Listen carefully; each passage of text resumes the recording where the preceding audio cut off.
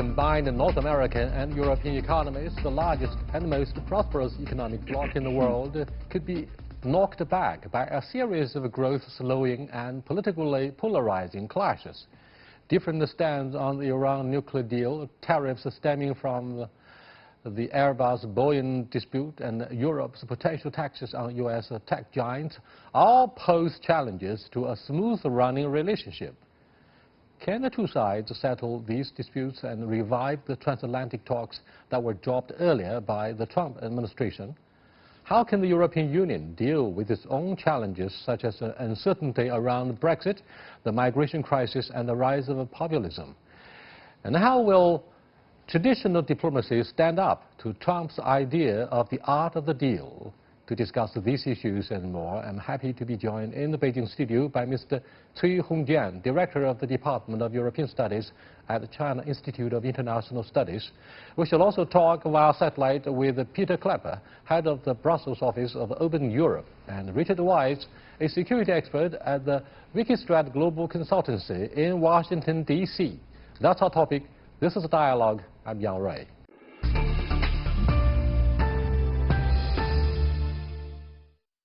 Welcome to Dialogue, Mr. Cui. In the broad context of the rising tensions between the United States and Iran, European Union says it's ready to accept a proposed conference to be hosted by Iraq to help us fix the problem of Iran nuclear deal.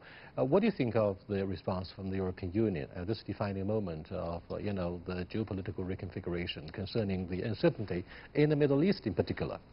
Just for the issue of Iran nuclear agreement, I think now this decision from or response from European Union towards the proposal from the United States, a kind of maybe a choice without other options. Because as we know, at the very beginning of the withdrawal of the United States from Iran nuclear agreement, European Union felt a lot of even some angers about it, because the Iran nuclear deal has been regarded by European Union as a very, very big achievement for some European major powers and also so-called multilateral cooperation to deal with disarmament issue in the international affairs.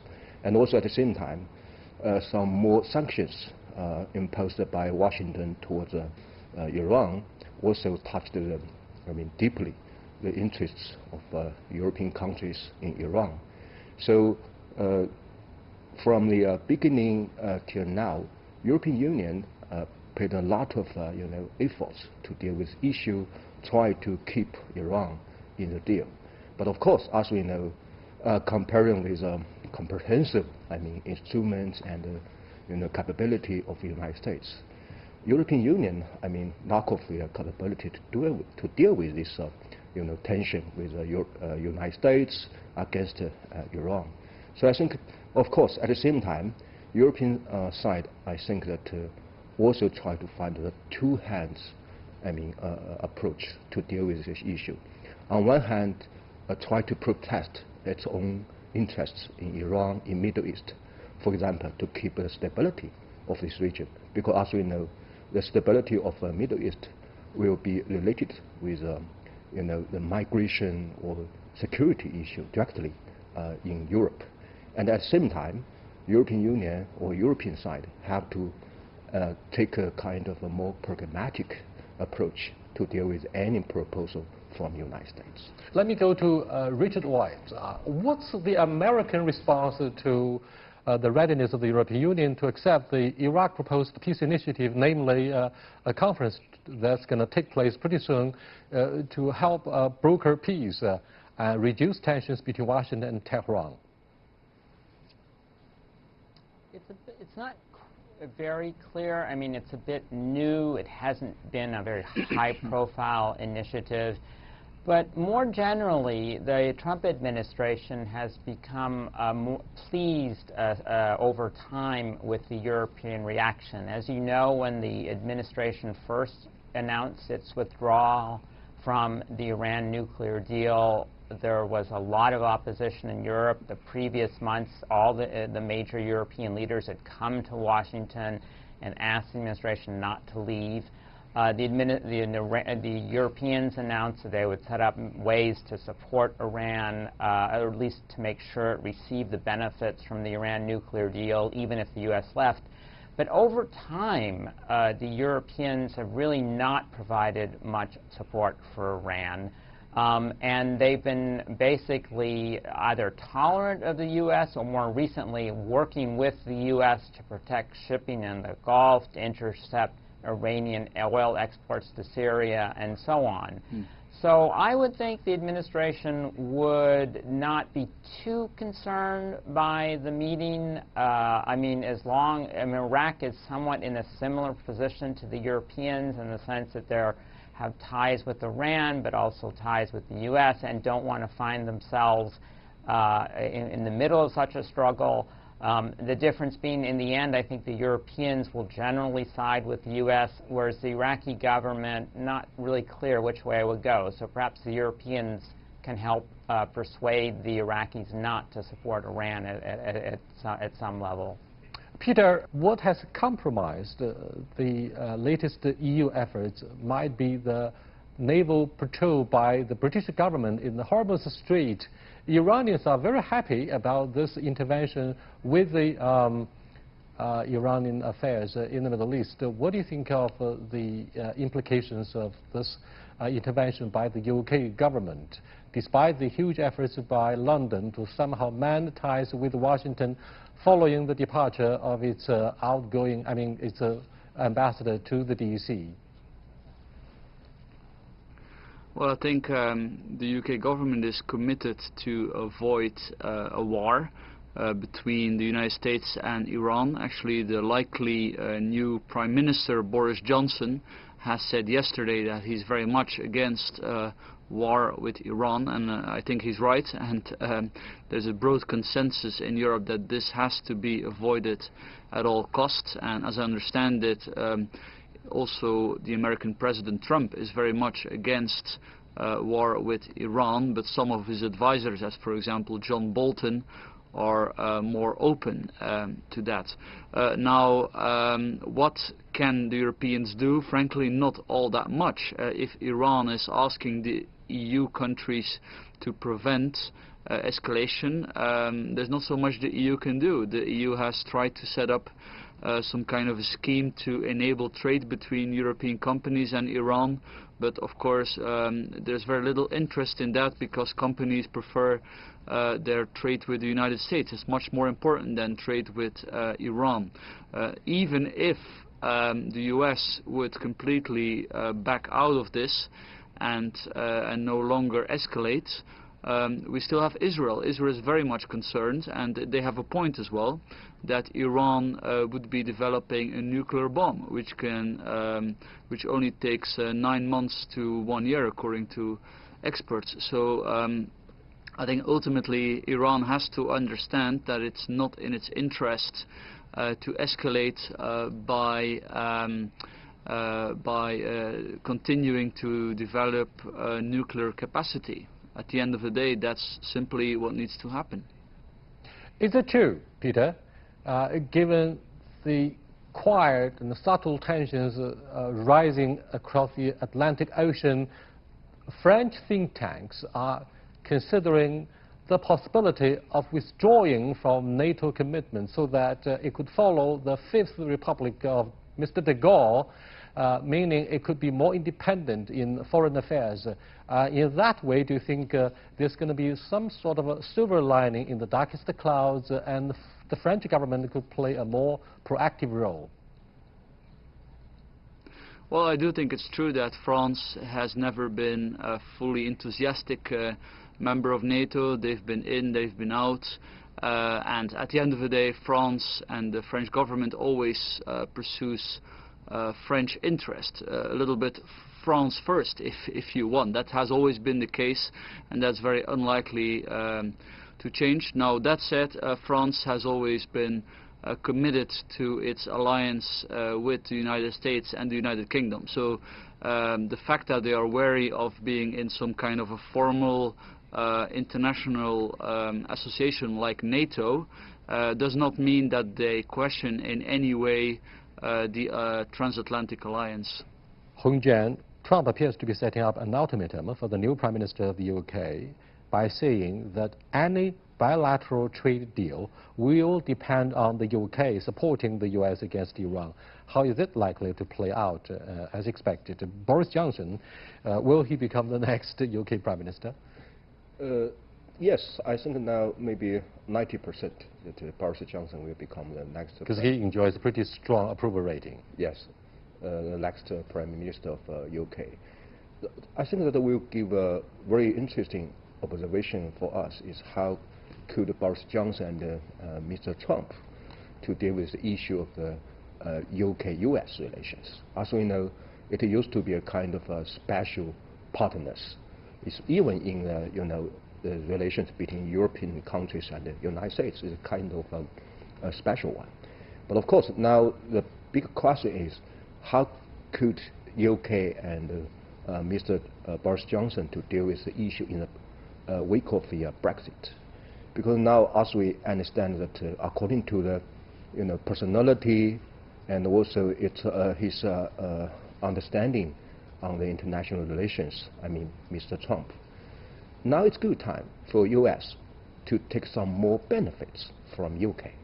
Just like we find out recently when Mr. Trump talked about the possibility of US and the UK to to make a trade deal after the Brexit. Always, United States try to get some more from the UK, including not only the posture of UK in this so-called Iran nuclear issue, and also even some more. I could to say a kind of commercialization of some domestic market in UK, and to get some more opportunity for American companies in UK and so on. But of course, as we know, Boris Johnson is also kind of we call the maybe a more strong person in politics, comparing with some other Prime Minister of UK.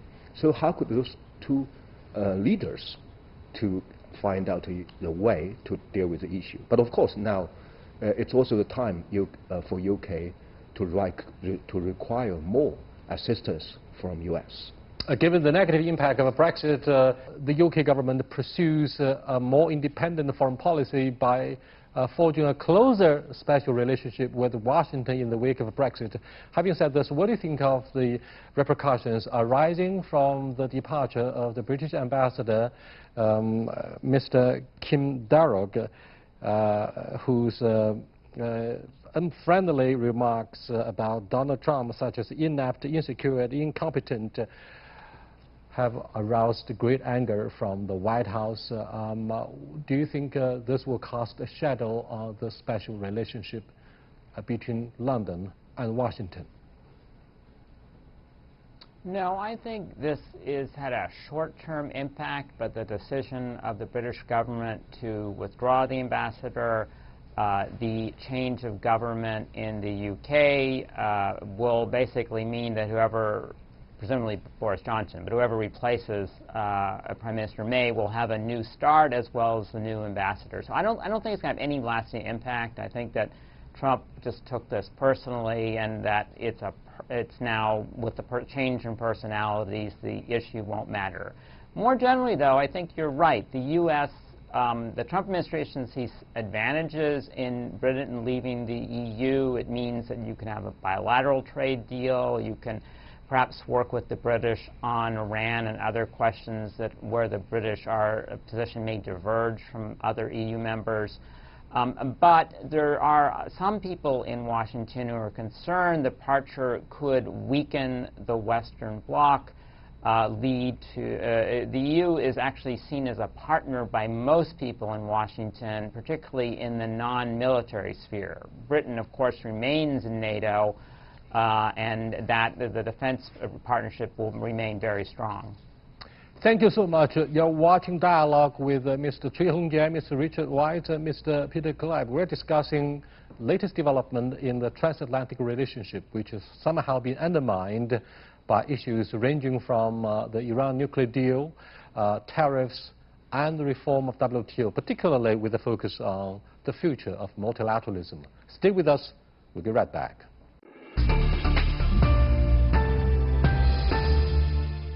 Welcome back. Let me go to Peter.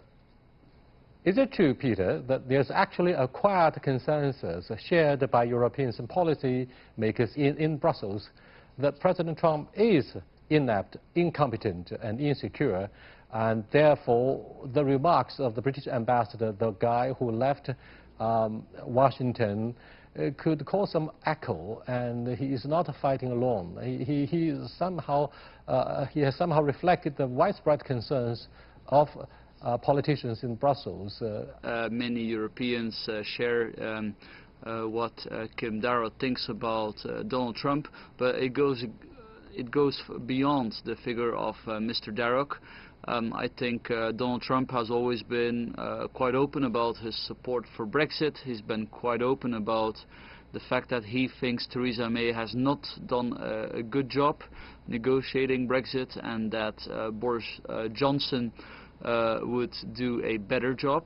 It looks like actually Boris Johnson is gonna follow the strategy of Donald Trump. He has made very unconciliatory comments, so he has really reduced the scope for a compromise. So there is now a very big risk, I think, that we will have a no deal. So to avoid that, I think governments in Europe, especially the Irish government, should really think fundamentally if there is nothing more they can do, because I personally think a lot of concessions, reasonable concessions, could still be made by European countries to make sure there is a friendly exit from the EU. So in that sense, the initiative and the tweets of Donald Trump have had an effect on the current Brexit negotiations. Thank you so much, HONGJIAN. We have to take a closer look at the impact of the current subtle and quiet tensions across the Atlantic upon China.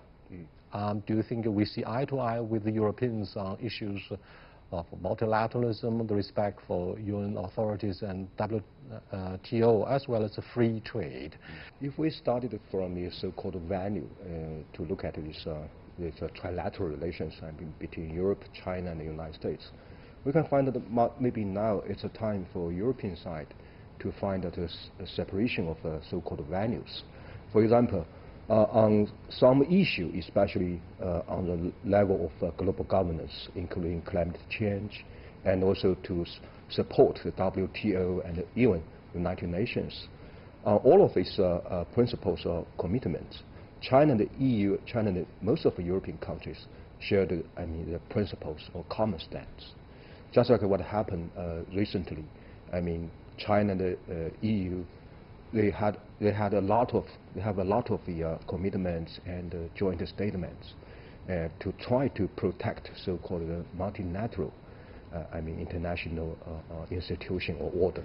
But of course, at the same time, on some more concrete issues regarding the so-called trade and also the investment, European Union and the European side and the United States, they are also on the same side. For example, how about the concern from the European side on so-called the issue of reciprocity or level playing field issue, especially when European side try to get some more so-called trade balance with China. Undoubtedly, EU and the US, they share the same concern about China. But of course, I think that now there will be some very interesting issue is European Union side try to find out a so-called third or the third way to deal with the issue. For example, European side always don't want to take a side between US and China. Once China and the US have some more competitions in some fields. But of course, and also at the same time, European side will always try to find out its own benefits or interests. We can find out this issue on so-called WTO reform.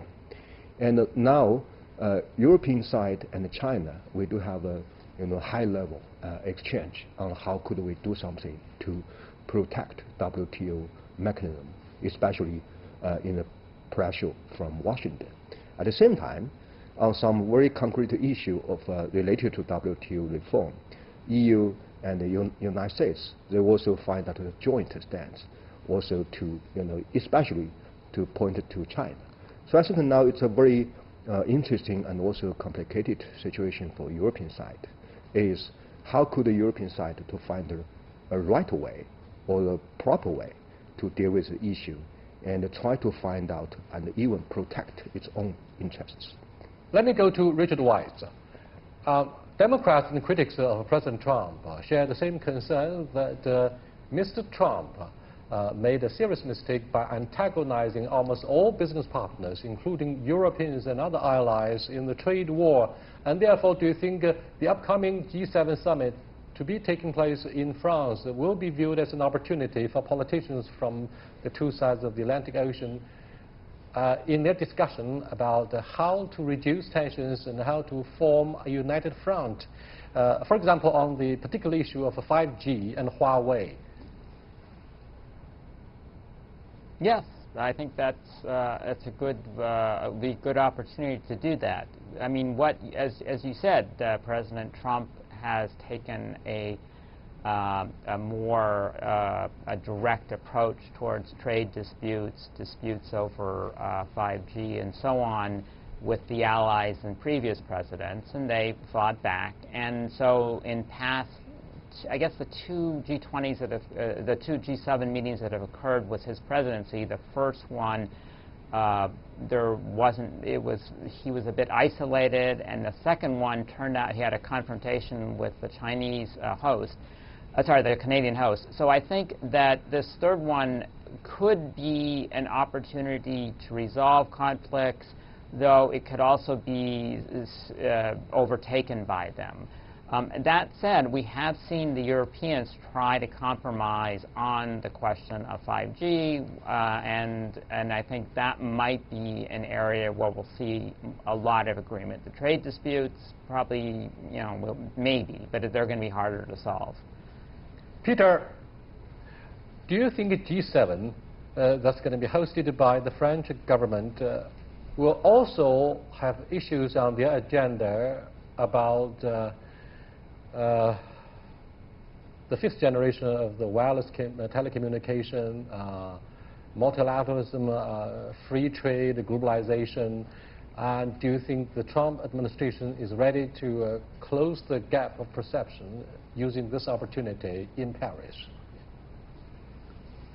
Well, this is, of course, a very important topic, and it's definitely going to come up. The U.S. is trying to pressure its allies to be very tough on Huawei, but fundamentally it's about how do we reconcile international trade when some countries are intervening into the private economy, and this is not just China. Also in the West you have this problem that countries subsidize their producers, that there are issues of espionage. So I think we need to find an equilibrium there. I do think it would be wrong to ban companies or to restrict trade with certain countries altogether.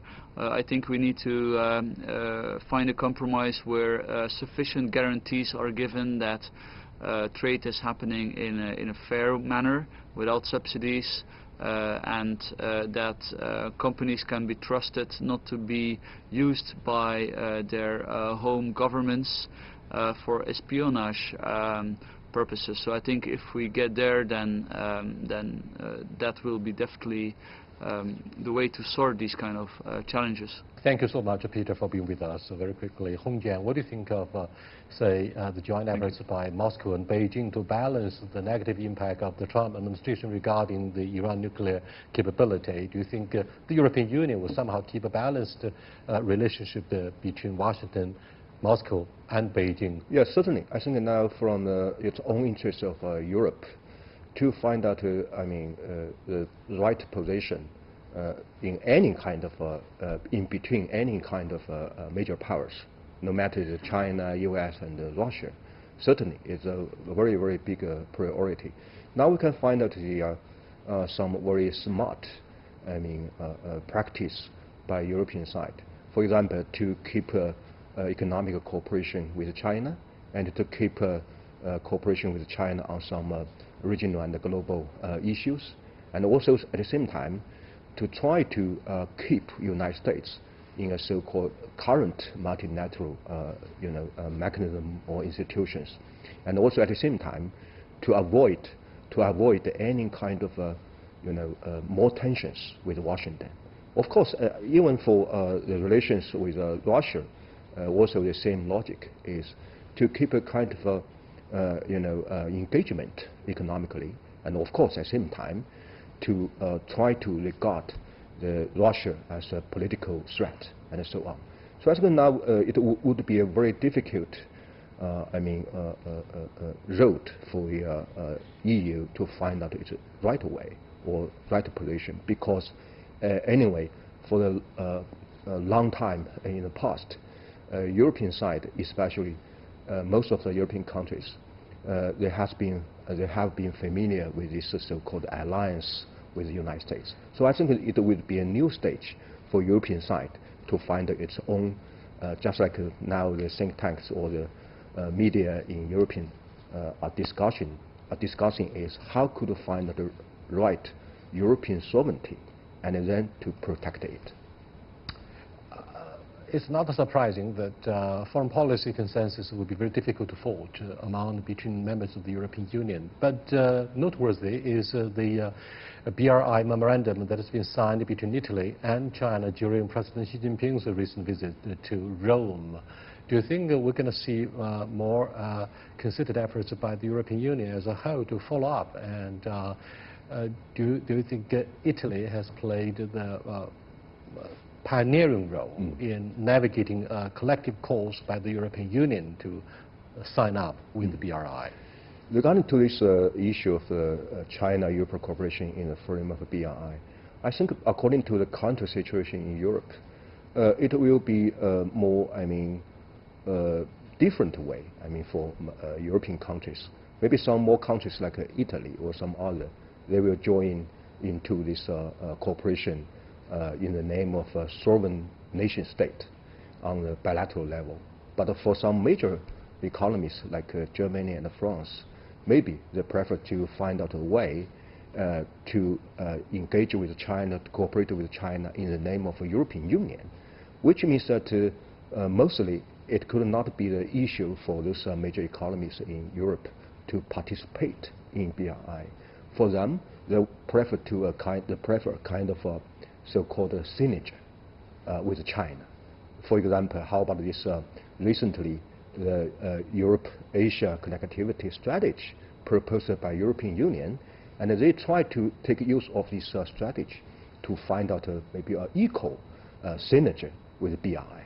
Well, given the importance of China's sizable domestic market, particularly the importance of the global supply chain, it's going to be very difficult to forge the principle of consistent consensus regarding the role China plays in the process of globalization. And the European Union will have to give a second thought about this against the backdrop of the trade war between Washington and Beijing that was launched unilaterally by President Trump. I will see you next time. Goodbye.